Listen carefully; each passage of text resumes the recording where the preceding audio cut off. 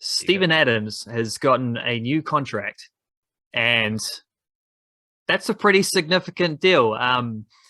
Don't really care about the financials of it because we talked a bit about that on the Patreon podcast just before, and B, not the point as to what you're saying at the start of it. It's about how he fits into a salary cap, and we did break that down on the Patreon thing. I had a feeling that he was going to sign a new contract with Memphis. I did say this, like I did nudge it in the Friday email when I was writing about some of his media day stuff, and I was being like, did you predict that thing? I predicted it, but also his GM had already said that he saw him as a long-term contract, as long-term part of the team, which is not something you say about a player who's only on an expiring contract. So like the clue was there, we're being honest. The clue was there. But yeah, is under contract for this season, plus 2 more on top. Hopefully during that time, the Grizzlies will be competing for championships. Why did Steven Adams get extended? Well, first of all, it's funny that he did, because a year ago, people were talking about him being washed up because he was a poor fit in New Orleans, and this type of center can't compete in the NBA anymore. I've never known the internet to overreact to anything before, but apparently they did this time, because year one in Memphis was superb. The off-court stuff, obviously huge, great teammate, mentor, guide to a young team.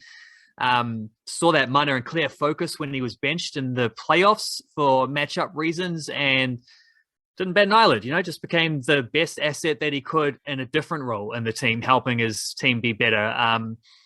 But on the court was golden too. So some stuff that he did last year with the Memphis Grizzlies, franchise record 349 offensive rebounds in a season. That's pretty handy. In fact, he actually led the entire NBA in offensive rebounds in terms of totals, in terms of per game, also in terms of percentage. His offensive rebounding percentage was the second best offensive rebounding percentage this millennium by any player who played as many minutes or more as him. Every team he plays for basically leads the league in offensive rebounds. I think it's 7 of the last 8 years this has happened.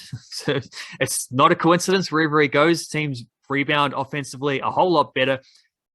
Also had a career best 3.4 assists per game last season. And if he hadn't rested a few late games, he might have become the only man other than Charles Barkley in history with 300, well, in recorded history anyway, with 350 offensive rebounds and 200 assists in the same season. He got well over 200 assists, but 349 offensive rebounds, one short. Still, the only other guy other than Charles Barkley with 349 offensive rebounds and 200 plus assists in the same season. His points total was the lowest since his rookie year. But that's also part of it too. That's part of his fit in Memphis, is that he allows others to score. He allows others to take shots. He doesn't hog that stuff. And he helps others get shots a lot easier than other players do too, because he led the NBA in screen assists. He also averaged double digits rebounds for the first time in his career. He led the NBA in total box out. Oh yeah, and a 77% success rate on jump balls was by far the best in the business over anyone who had as many as him, and no one had as many as him. So anyone, like the last asterisk that remains there is people might still be traumatized about the fact that he did get benched during the playoffs. That did happen. But just remember that he was absolutely immense when he returned from COVID against Golden State.